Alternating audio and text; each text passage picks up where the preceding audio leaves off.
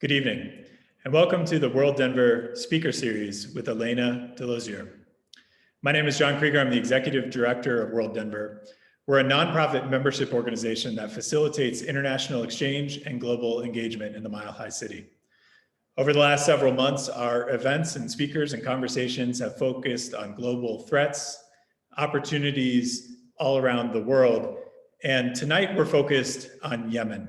And we have with us an expert who kind of wrote the book, or I should say wrote the matrix on Yemen.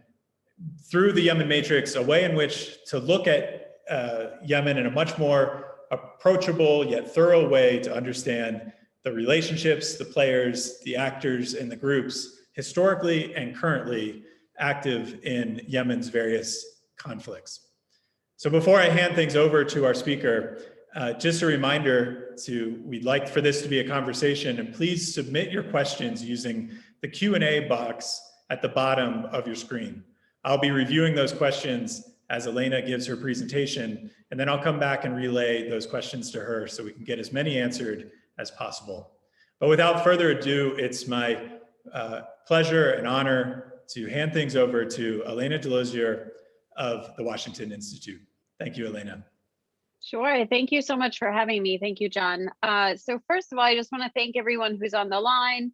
I think the mission of World Denver is great. It's everyone on the line is wanting to stay informed about global events. And as someone who works in global events every day, we're always happy when there's folks that care about the things that we care about.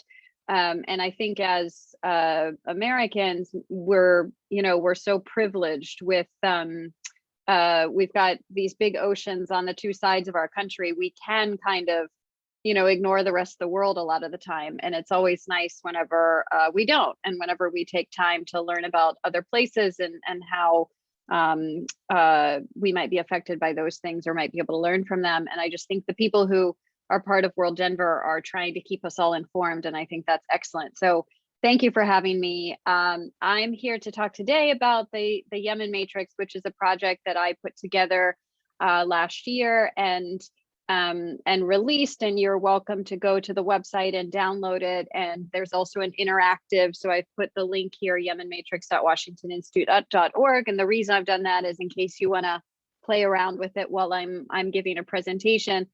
I thought that I would start by actually just telling everyone about the conflict in Yemen and then weave that into why I created the Matrix. I think that, you guys have, I think you guys are worldly people and you probably read the newspaper, and I'm happy when we get to Q&A to answer any questions you have on the current events and things that you're reading and thinking about. But I thought tonight I would kind of start with the basics and kind of walk through how we got to where we are, and then why I thought the Matrix was a way of helping to convey that. So to start, I just want to explain why Yemen matters from a national security perspective, why so many countries in the world are focused on this particular area.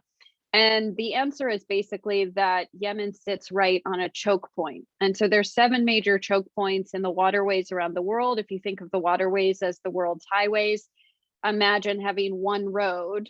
And if you couldn't take that road, you had to take a different road that would take 3 weeks longer or 3 days longer.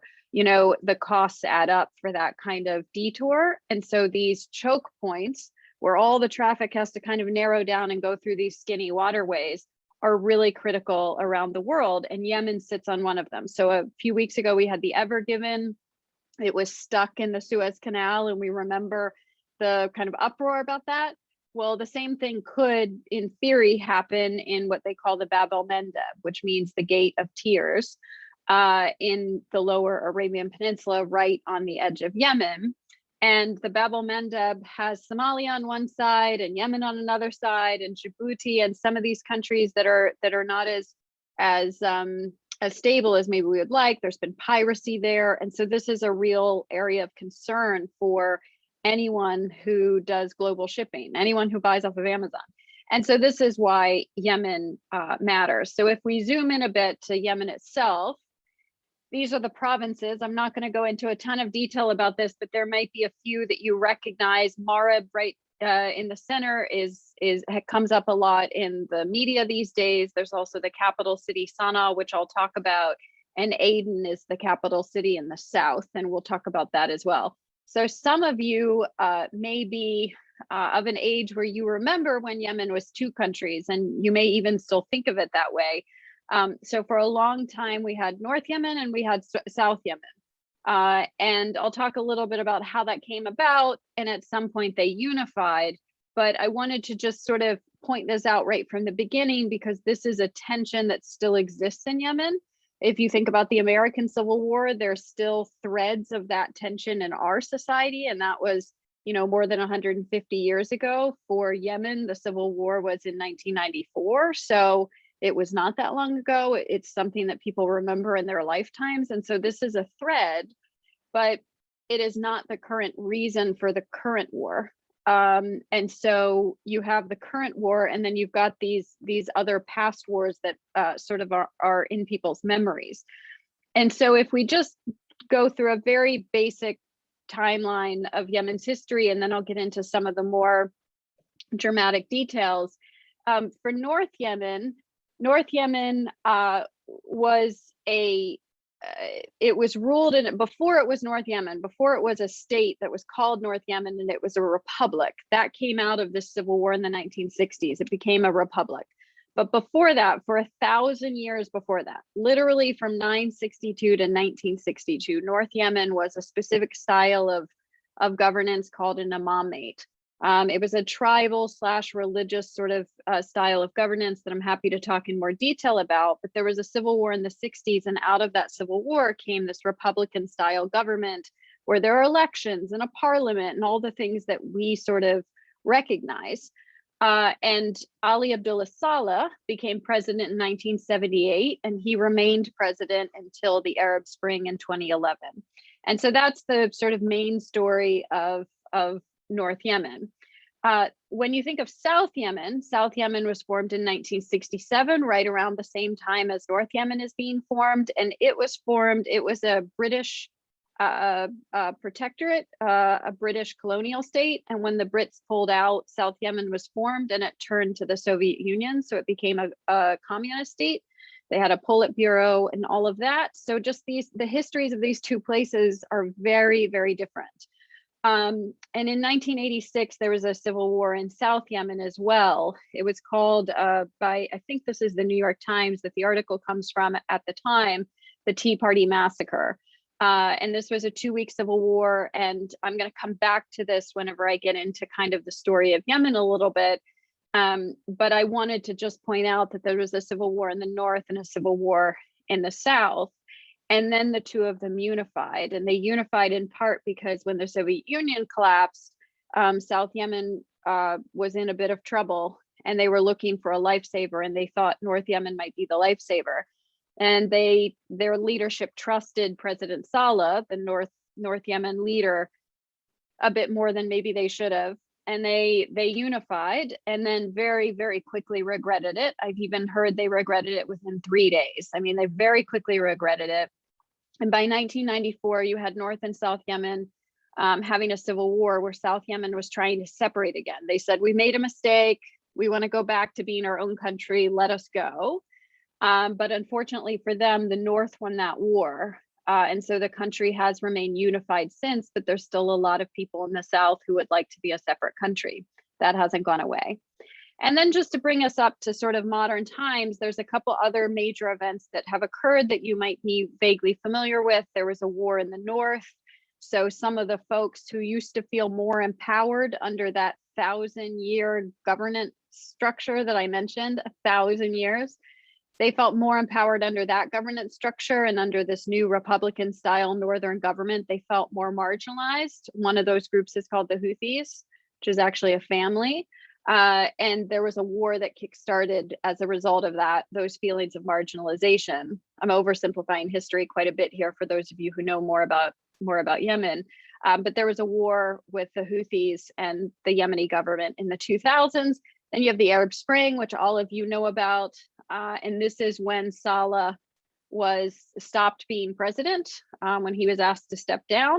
So he was in power for 33 years, and now we have the current war. And I'm going to talk a little bit about how we got to all of these places, but I kind of wanted to give you right up front a little bit of a sense of where we were going. So Yemen was ruled for 33 years by one guy. You can imagine how some Yemenis felt about that. His name was Ali Abdullah Saleh. But over time, Ali Abdullah Saleh made enemies. So he made a series of enemies. First of all, he made enemies of the Southerners in 1994 when they had the civil war that I mentioned. He made enemies of the Houthis and a bunch of northern tribes when there was the war in the 2000s against them. He made enemies of Islam, which is a political party. In elections in 2006, there was a lot of animosity that came out of that time period. And then one of his partners in crime, a guy named Ali Mohsen, who was the military commander for Yemen for years and years and years. The whole time that Saleh was president, this guy was his military commander. Ali Mohsen defected in 2011 from Saleh's camp. And so you have this sort of squeezing of Saleh. He's losing all sorts of allies over time. And so by the time you get to the Arab Spring in 2011, he's forced to step down. And some of the regional states helped come up with a plan to get him to step down. And the plan was, listen, you step down, in return, we'll give you immunity from prosecution. We'll bring in a transitional president. For 2 years, we'll figure out what Yemen should look like. And then we'll have an election and actually elect a new president. And so he agreed ultimately to do that, and the transitional president was installed, and his name was Hadi, and he's still the president of Yemen, President Hadi. And he was the vice president to Saleh for many, many, many, many, many years, and I'll talk a little bit more about him. But the whole idea was that he would just take on this transitional role for just 2 years, and then we'll have real elections. But there were a couple of problems with this solution. One was that Saleh never really left. He stayed in Sana'a. He had immunity from prosecution. He had a lot of loyalty. If you run a country for 33 years, you got a lot of money, you got a lot of loyalty. Hadi didn't have that kind of loyalty. And so Saleh was operating in the background in ways that became really unhelpful. And I'll talk more about that in a minute. And Hadi had his problems too. He had enemies in the South. So remember that 1986 civil war that I mentioned in the South, the Tea Party massacre? Hadi was on one side of that war. He's a Southerner. And he was on one side of that war, and his side lost. And as a result, he left Yemen in 1986. He fled in exile after his side lost the Southern Civil War. He eventually made his way to North Yemen, where, when the North and South went to war against each other in 1994, he served as the defense minister for the North. So he is a Southerner who served as the defense minister for the North in the war against the South. And so you can imagine how some Southerners feel about him, and that will come up in a bit. So we have the Arab Spring, and we have this lovely little plan where Saleh's going to step down and Hadi's going to come in, transitional president only, and we're going to have this thing called national dialogues. So if I can just ask everyone on the call to just imagine for a moment that that in America, if we suddenly didn't have a government, we installed some sort of transitional system, and we said, let's just get all the interest groups in America together to just talk about the future of the country. Just put them in a hotel, just all of them, and let's have 2 years of discussions about the future of our country. I'm oversimplifying a bit, but imagine how hard that would be. Imagine what would come out of that. Imagine how many grievances would come out. Imagine just all of that. And so that was this national dialogues process. And despite it sounding incredibly complicated, and it certainly was, there were lots of good results. They had various committees and they came to conclusions, and there were hundreds of recommendations made, and there were a lot of good results, and anyone who's interested can read up on how the national dialogues in Yemen went. But among the good results, there were also some complaints, and the two main groups that complained were the Houthis from the north, who I mentioned before, and the Southerners, and both of them complained of marginalization, which had been their issue for so long. For these Houthis, they had fought a war over claims of marginalization and some other issues as well. And for the Southerners, they felt marginalized because they had been defeated in a war and they still wanted out. And they felt as though the North had never treated the South the way that they should, and those sorts of things. Now, right towards the end, despite these complaints, the national dialogues was going along just fine.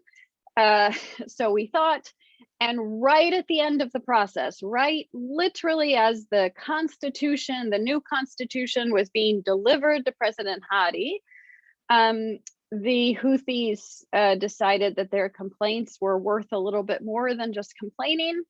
And they actually came and stormed the capital and took over the capital. And that was at the end of 2014.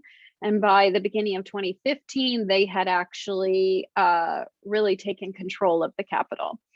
And so this was the result of, this was the end of the national dialogues process.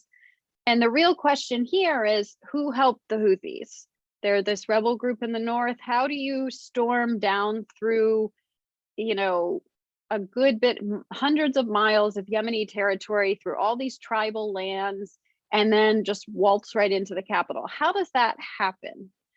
Who helped them? And some of you may be tempted to say Iran, right? Well, we can talk about the Houthi-Iran relationship in the Q&A if you guys want, but that actually isn't the answer. The answer is, dun dun dun, the former president. So Ali Abdullah Saleh, who had immunity, who was messing around in the background. Some people think he wanted to take power back, that he thought he was ousted unfairly during the Arab Spring and he wanted back in. And he saw the Houthi rebel group as his way back in. So although they had fought a war against each other, here he was jumping on their ship and helping them take Sana'a. And he had significant resources. The entire military was loyal to him. So the Houthis had significant resources to take over the capital. And so what happens, the Yemeni government, including Hadi, our transitional president, flees to the south. The Houthis follow, and the Southerners help push them out. And so that's the first basically year of the war, is government flees, Houthis follow, and then there's a whole push, a whole bunch of groups come together to push the Houthis out of the south. Many Southerners saw this as Northerners invading the south and all of that. And so everybody collectively worked together and pushed them out. The UAE was involved, and there's a whole set of details to that story.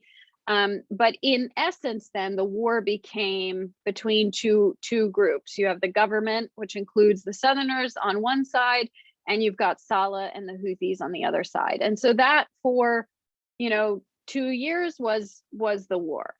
Now, I mentioned that Hadi had enemies in the south, right? Remember the Civil War, and he was on the wrong side of the Civil War, and then he joined the north and fought against the south. Well, the people in the south didn't forget that. And so in 2017, 2 years into the war, some Southerners created a group called the Southern Transitional Council. And this was a secessionist group that said, we want to secede and we want to rule the South. And they have positioned themselves as a alternative source of legitimacy and alternative government to Hadi. And so not only is Hadi trying to fight to be the Yemeni government in the capital Sana'a, which the Houthis have taken, but now he has a rival in the south as well. Also in 2017, something changes in this relationship. So the Houthis and Saleh are on the same side of the war, but in 2017, the Houthis killed Saleh. One of the most powerful man in Yemen by far. This was a shocking day, absolutely shocking. And it completely changed the tide of the war, and it made the war much more complicated. So in 2017, you have this is what I set up before, right? You've got the government in the south on one side, and you've got Saleh and the Houthis on the other. Well, now we've got the government fighting the South, and we've got Saleh fighting the Houthis, and then the Houthis kill Saleh. And so it's starting to get a lot more complicated. Try to explain this in 5 minutes, right? It's just, Yemen is just layers upon layers of complication. And so what does Saleh's family, the remaining members of Saleh's family, who are very powerful because his family was in power for 33 years, well, they join the other side. But they have a problem with the South because they fought against them in '94, and they have a problem with Hadi because Hadi is the one who took over from Saleh. And so all three of these players, the government, the South, and the Saleh family, have issues with each other, but they all are anti-Houthi. And so, in fact, when we talk about the side of the war that is the left side of the screen, we call them the anti-Houthi forces. We don't call them pro-government because no one is pro-government. And so this is just to paint a picture of some of the complications in Yemen, but also how intricate and interesting, and how every actor has a story. And some of these relationships go back to 1986, or they go back to 1994.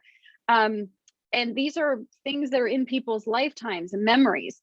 Now, this slide is showing you what the war actually looks like. So I've painted a picture with, four characters, basically.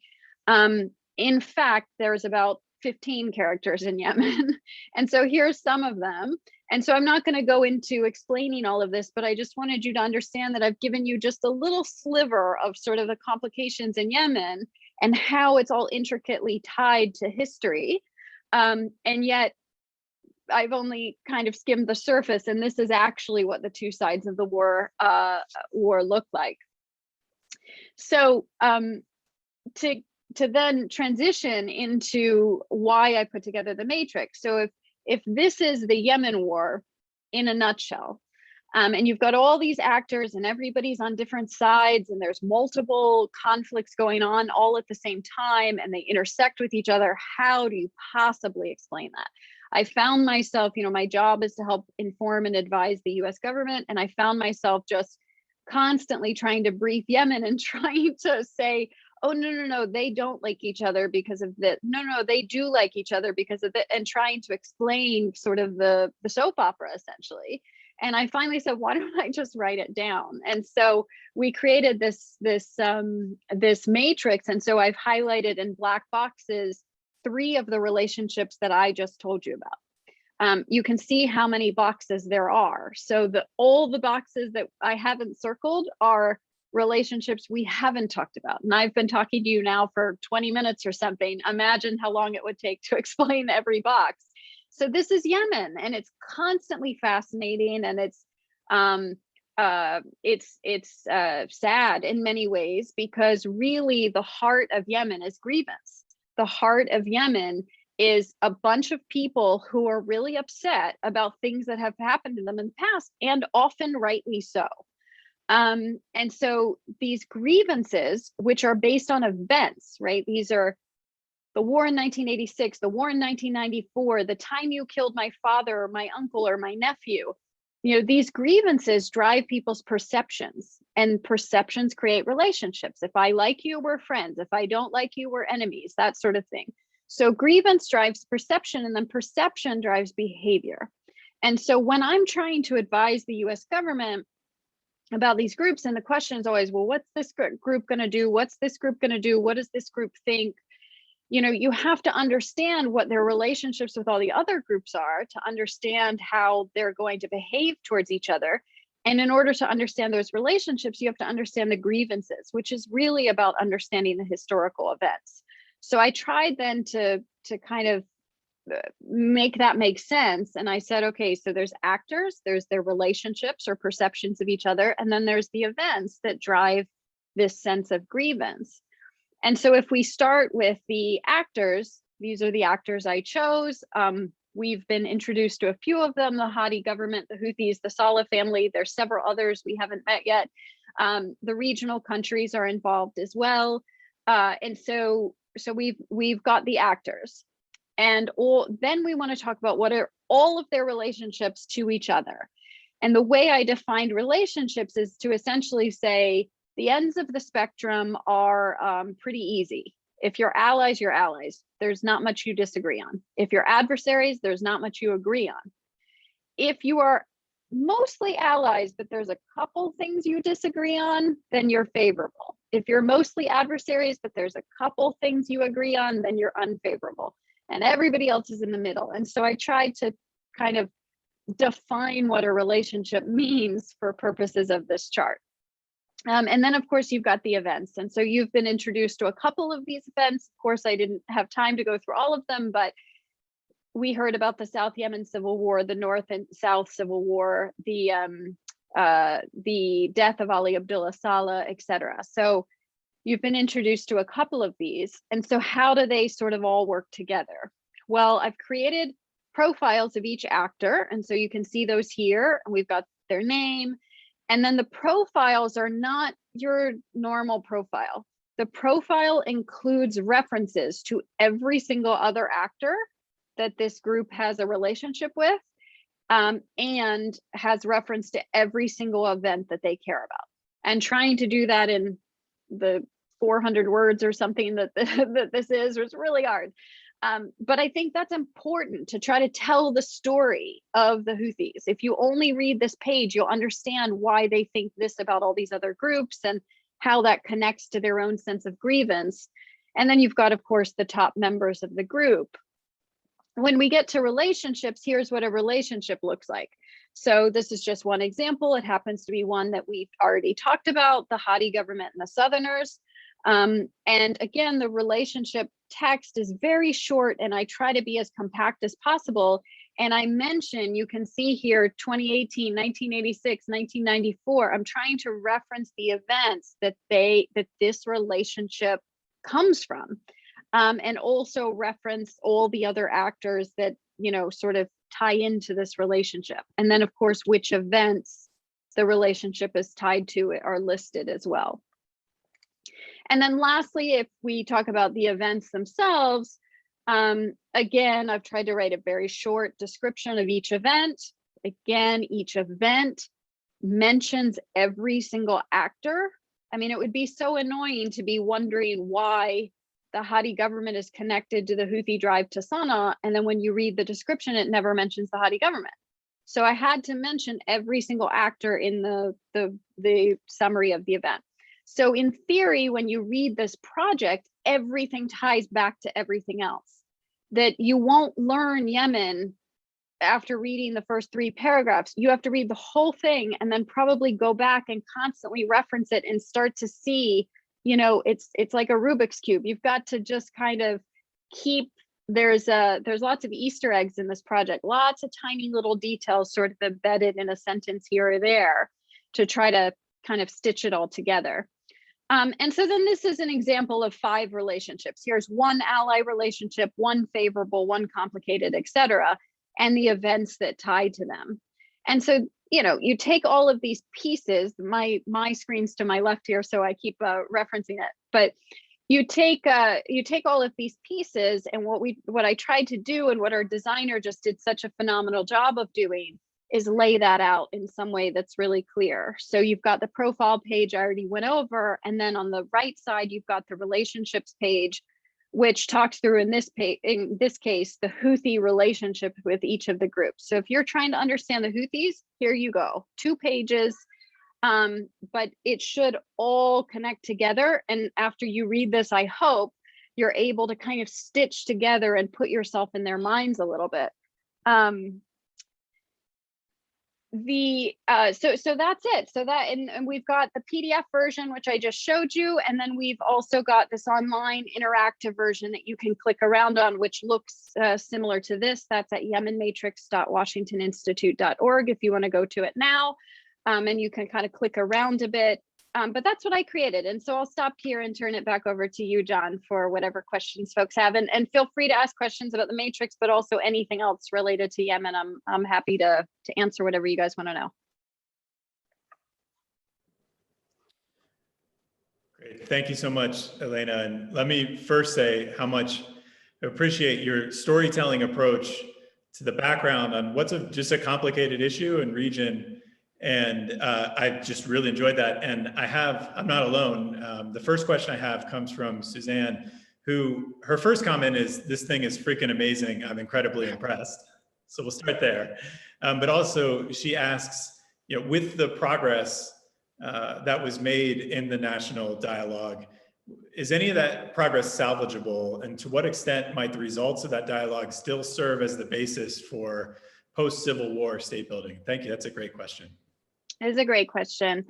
So yeah, there's a ton that's salvageable. The national dialogues was such an important process. And to be honest, when it was happening, there were so many people, watching Yemen saying, wow, this is a real post-Arab Spring model. How do you move from a country that had the same ruler for decades into a more democratic, thoughtful sort of environment? Wow, this is really a model for doing that.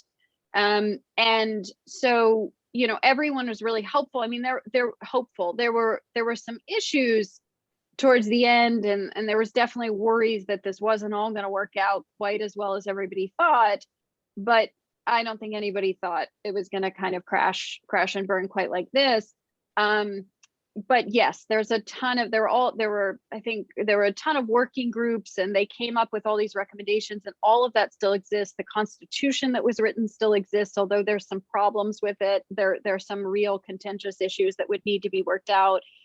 So yes, that all exists. I worry that the reason we couldn't get back to that is not because the results of the national dialogue wasn't good, but because the war has fractured Yemen so badly now that I'm not sure you can kind of put Humpty Dumpty back together in a way that you can say, oh, well, let's just all go back to 2014 and the ideas we had then.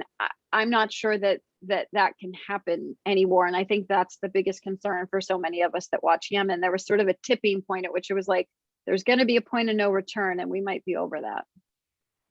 Thank you. And again, encourage folks to put your questions in the Q&A box at the bottom of your screen, whether it's on the Matrix, whether it's on Yemen or the Gulf region generally.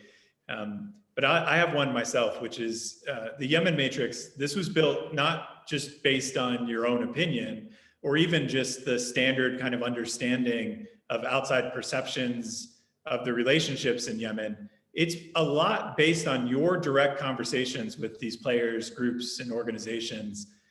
How did you conduct those conversations? How did you get that access? And then how do you know for certain that you can trust the information you were given?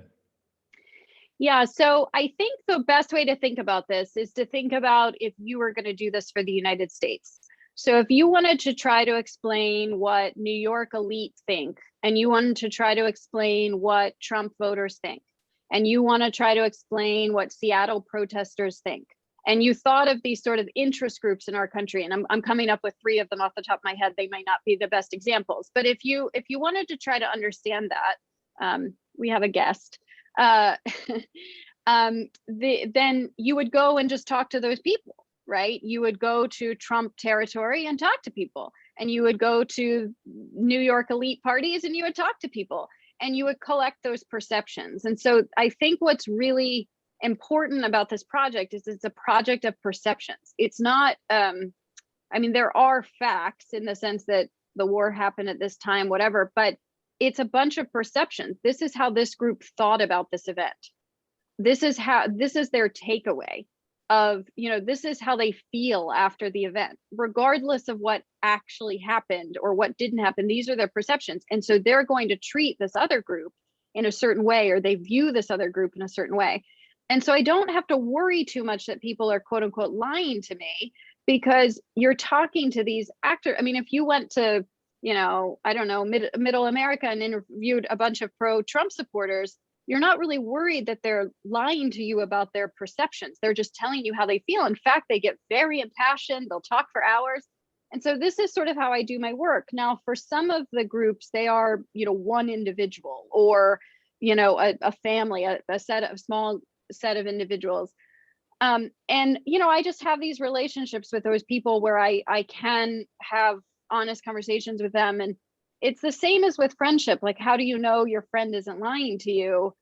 you sort of figure it out over time. You have to know them for a long time to really be sure. And so some of that is just that I've known these people for a long time, um, uh, and some of that is just having worked on an issue for long enough that you know certain people and they introduce you to other people and that kind of thing. And so over time, and also people climb in ranks. You know, I knew them when they were 25 and now they're 40 and they're actually important and that kind of thing. So it's a combination of those things. Great, thank you. We have a couple of questions about some of the other regional, some countries and regional players. The first is about Oman, and this comes from Charles, who says he viewed Oman as the Switzerland of the Arabian Peninsula in that they typically stay neutral regarding the affairs of others. Is that a correct perception, and have things changed? And then the second question is, what is Saudi Arabia's current role in Yemen? And you could kind of jump from here to talk about regional players, and kind of those in the region outside of Yemen. Yeah, so I'm so glad for a question on Oman because so few people ask about Oman, and I think it's so important. First of all, it's a stunningly beautiful country and everyone should go on a vacation there. But separately, Oman is, yes, they do have what they call a neutral foreign policy.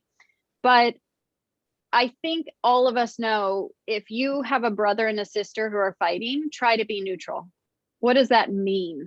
Does it mean when sister calls you answer, or does it mean when sister calls you don't answer because you're neutral? Does it mean if sister says, can I move in with you while I'm going through this trouble with brother? Do you allow sister to move in with you, or do you say, no, I'm neutral? What does neutral mean? And for the Omanis, neutral means you talk to sister, you talk to brother. If sister needs to live with you, sister lives with you, but that doesn't mean you're showing her favoritism, et cetera, et cetera. And so the definition of neutrality itself is, I always tell the Omanis, I think it's harder to be neutral than to take a side, because trying to define what neutral means is hard. And there's a lot of people who critique Oman and say that because they've allowed the Houthis to live in their country and to be political from Muscat, that isn't neutral. In the past, the Omanis had some rules about being political in their country, but the Houthis have been able to be political. So there's some folks who think the Omanis have been a little too friendly, too close to the Houthis. But the fact that they do have that relationship also gives them a little bit of leverage that none of the other regional countries have. And Oman has recently gotten a lot more involved in Yemen. They don't do mediation, they do facilitation. They'll put brother and sister in a room together and say, you can work it out, I'll bring you tea and cookies. They don't shuttle diplomacy between the two. But they've started to do that a little bit, which is very new. And to the point about Sultan Qaboos, it may be that the new Sultan is a little bit more willing to do that. I personally think the reason is actually that Oman is really nervous about where Yemen is going, that the war has just gone on a little too long. It's getting a little too close. It's right on their border, and they're really wanting to kind of wrap it up. And they think maybe we should step in at this point and try to wrap it up. So that's how I would explain Oman. Just quickly on Saudi, the question is Saudi's current role. So Saudi is the main backer of the Hadi government. So they're the air power and the military might essentially behind the Hadi government. But they also have to deal with these fractious splits, the Hadi government and the Southerners, the Hadi government and the Saleh family, like all these fractures the Saudis are sort of having to deal with. And then across the way, the UAE, just to round out the regional players, they support a series of groups in Yemen, including the Southerners. So the Saudis are the main backers behind the Hadi government. The Emiratis are the main backers behind the Southerners, and yet both are against the Houthis. So you can see how this starts to get very complicated. Never boring, but often very complicated. Well, and that complexity feeds right into the next question from Brooke, which is a question I had on my list too. So when you have all these parties and positions and all this confusion, why should people in the US care? What's our stake and why? Why is it important to the US? Yeah, so the US cares about Yemen for a couple of reasons. First, the Bab el-Mandeb issue that I brought up at the beginning with the maritime waterways, because the Houthis have sent missiles into the waterway. And if you have missiles in the waterway, insurance rates for shipping go up. And if insurance rates for shipping go up, your Amazon prices go up. And so quite literally that's happening right now. There's a lot of illicit activity in the Red Sea and the Gulf of Aden, and insurance rates are climbing, and there's some concerns about that. Not to mention, if you have missiles shooting into the Red Sea more frequently, ships might just literally not go there. And remember the piracy issue, like all over again. So that's one of the concerns.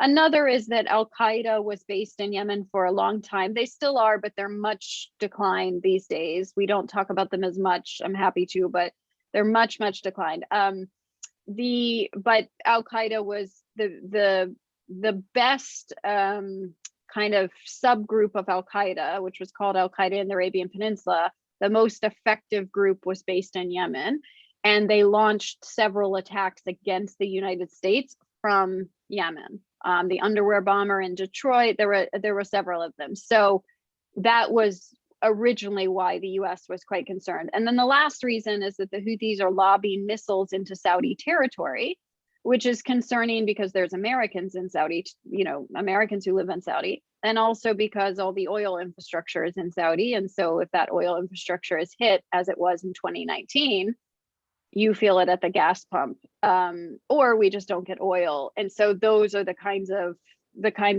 concerns that a country like the US would have about Yemen. Great. And I picked up on something you mentioned in your presentation, which is that it's perspective that drives behavior, not truth. And obviously we live in an era of disinformation.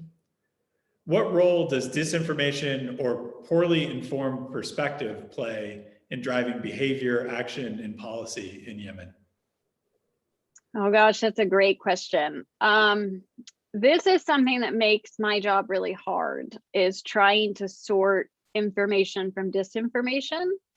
And one of the ways that I cheat is to think in terms of perception. And I joke about cheating, but it's actually something I've come to over the years, that perception is actually just more important.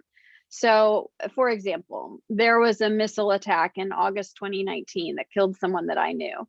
And one of the groups in the South thought the Hadi government was involved in some way. Now, there was no evidence at first of who was involved. I mean, most people thought it was the Houthis had done it. Anyway, there was a whole sort of who done it. And suddenly groups within the first hours are saying, I know who did it. So-and-so did it.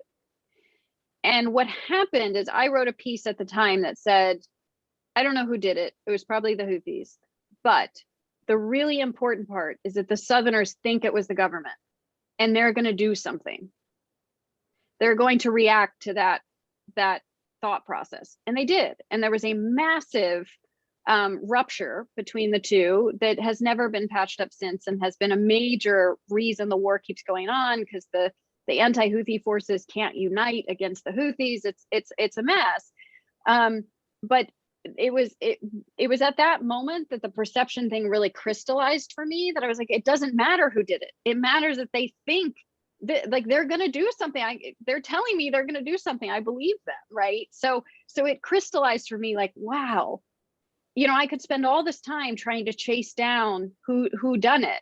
But even if I figure it out, they're not going to believe me. Like, disinformation or it's not even disinformation, because it's not even that they had the information at the time. It's like, it happens in our country too. People jump to conclusions based on, their sense of what they think another actor would have done, or, it's all about incentives and motives and,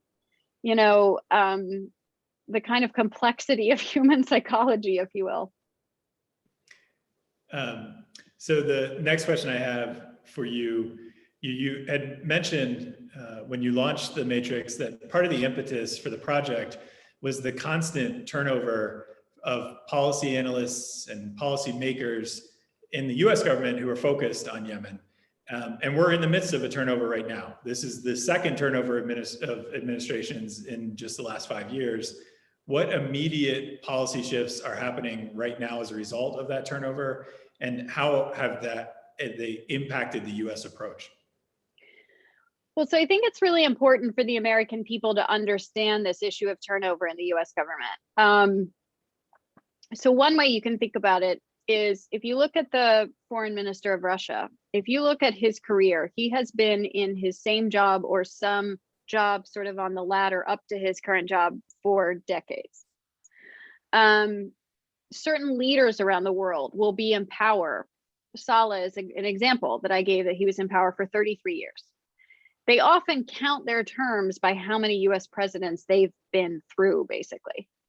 And so our system of government is very different than that. And the downside to that, I am not advocating for dictatorships or authoritarian governments, but the downside of that is that they have an institutional knowledge in the people who are their foreign ministers or, you know, vice presidents or presidents or whatever, in a way that we have more turnover. And so to account for that, we have to get our folks up to speed very quickly. And so this doesn't just happen whenever we have new presidents. And to be fair to our system, a lot of the officials who went in with Biden were in with Obama, and many of them were in with Clinton.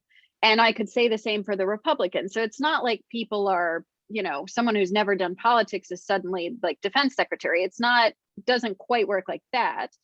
But the turnover does matter. And I would also add that there isn't just turnover at presidential elections. There's turnover all the time. If you're a foreign service employee in the US, if you are in the foreign service, you have posts that are between 1 and 3 years. So you'll be posted to Yemen for 2 years. If it's a hazard post like Yemen, it might just be 1 year. So you're posted, you know, for 1 to 3 years, and then you switch. And so there's just constant turnover of who in the US government is working on Yemen. And one of the really good things that we have going for us now is the person who's our special envoy. So there's a US special envoy for Yemen, and his name is Tim Lenderking. He was a deputy assistant secretary for the Gulf, which included Yemen, for years. And he actually was a deputy assistant secretary for longer than he quote unquote should have been, meaning most are, you know, only a couple of years, and he sort of stayed longer and then became the special envoy. And so he's been working this portfolio day in and day out for years, which just thrills me, because when I talk to the special envoy, you know, he knows his stuff. You know, we're not starting from zero, which is fantastic. But yeah, so that's why I wanted to create, to get back to your point, that's why I wanted to create the Matrix as sort of a resource that somebody can keep on their desk. If they're new to Yemen or they're coming back to Yemen after a couple of years, they can sort of refresh their memory, like, who is this actor again and what do they want? And so it can be sort of a quick resource guide for people. Well, and I want to thank Lori Hirschfeld-Zeller, who reminded me that we hosted, through our International Visitors Leadership Program, 3 Yemeni university presidents just a few years ago. And it leads a question around how the universities are doing, how just the condition of civic institutions in general in Yemen right now. Yeah, so it's a really tricky situation. So to describe the humanitarian situation in Yemen right now, the issue is not that schools don't exist. It's not that there aren't teachers. It's not that there isn't food on the shelves. Despite what you might read, there is food on the shelves in Yemen. People can't afford to buy it. And in a way, that's worse. Imagine having a grocery store right down from your house and your kids are starving. So the reason for that is because there's an economic collapse, there's a currency situation, there's all these things. And so, you know, schools exist and teachers exist and there are students, but there's security concerns, there's bridges that have been blown up or roads that have been blown up. So you got to walk to school instead of drive to school, and the school is 10 miles away. And so who's going to walk 10 miles? And, you know, all these kinds of things. And you add, you know, cholera and COVID and all these things on top.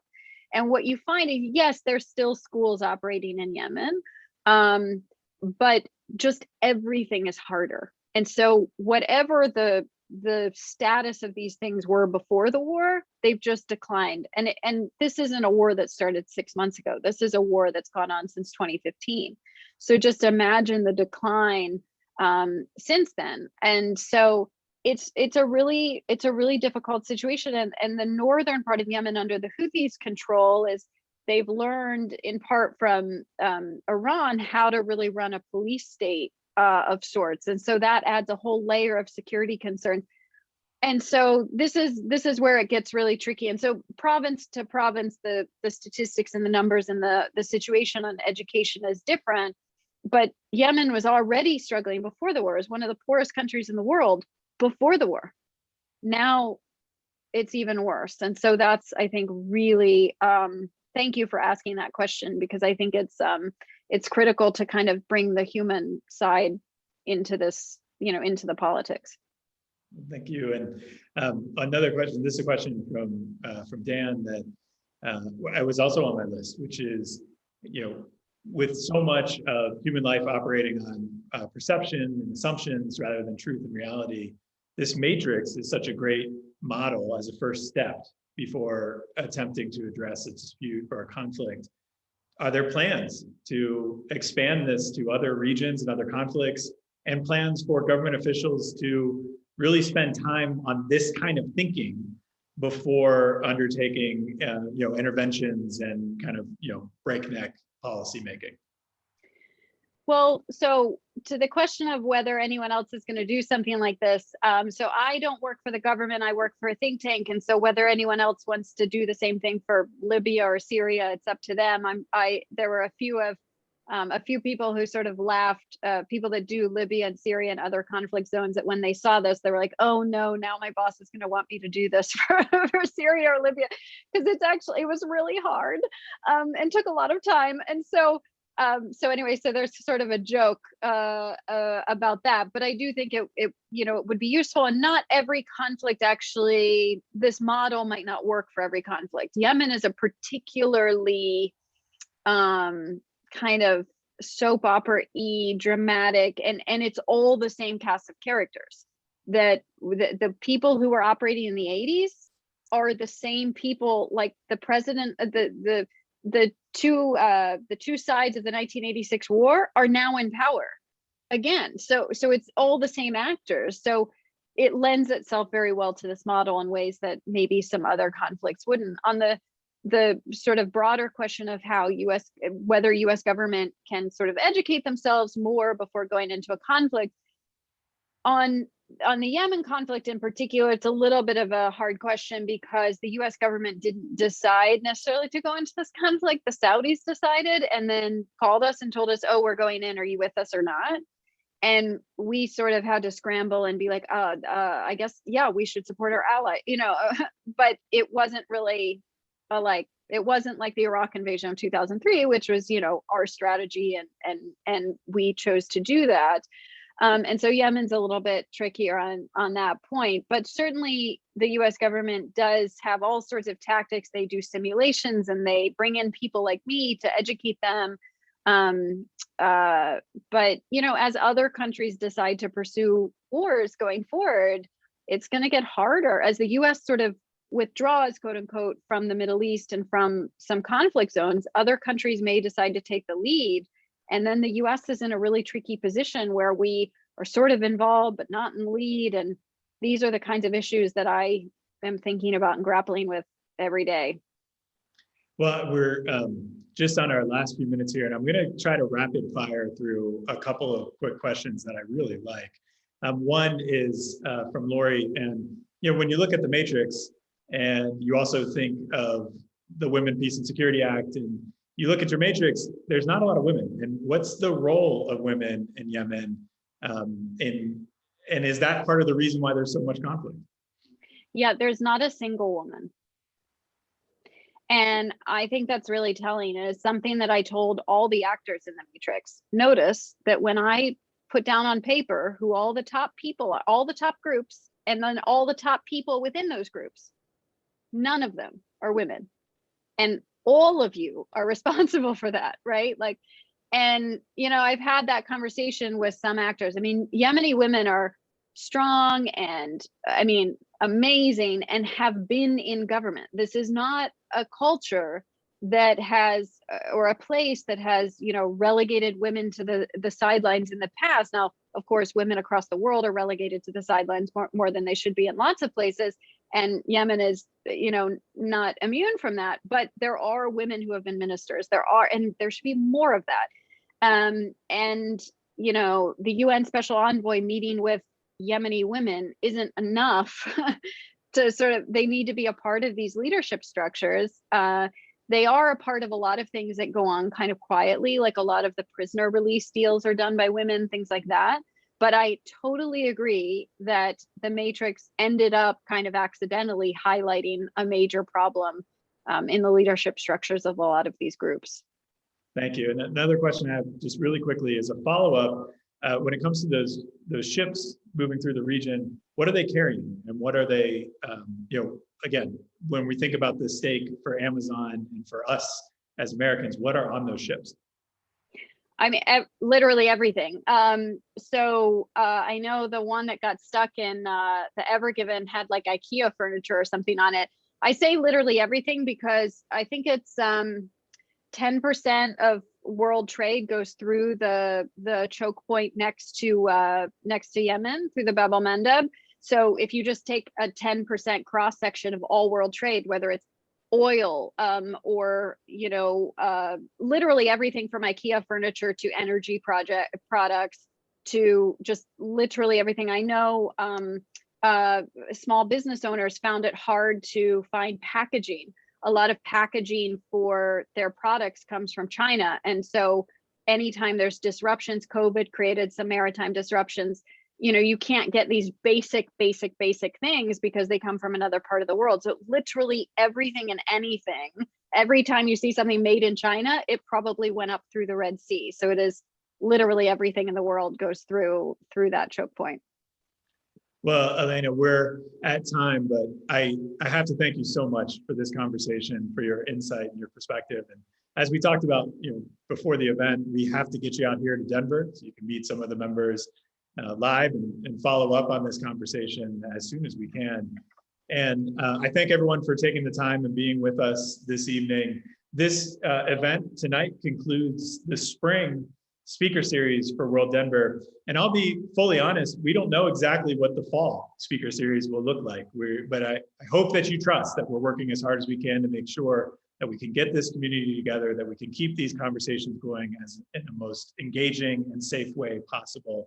And that's what we're working to do now. In the meantime, we have a couple of events to engage with each other and with World Denver over the summer, including our international food tour, a walking tour of downtown Denver with Delicious Denver on July 21st. And there's just a few spots left for that tour. So join us for that. And then we have a member reception planned for August 25th, where we'll get to come together again and see each other for maybe the first time in more than a year and a half. But we look forward so much to the future. But right now, I just want to say a sincere gratitude. Thank you so much, Elena. And we hope to see you again. We hope to see everyone again. Stay safe, stay healthy, and join us next time. Thank you so much, John.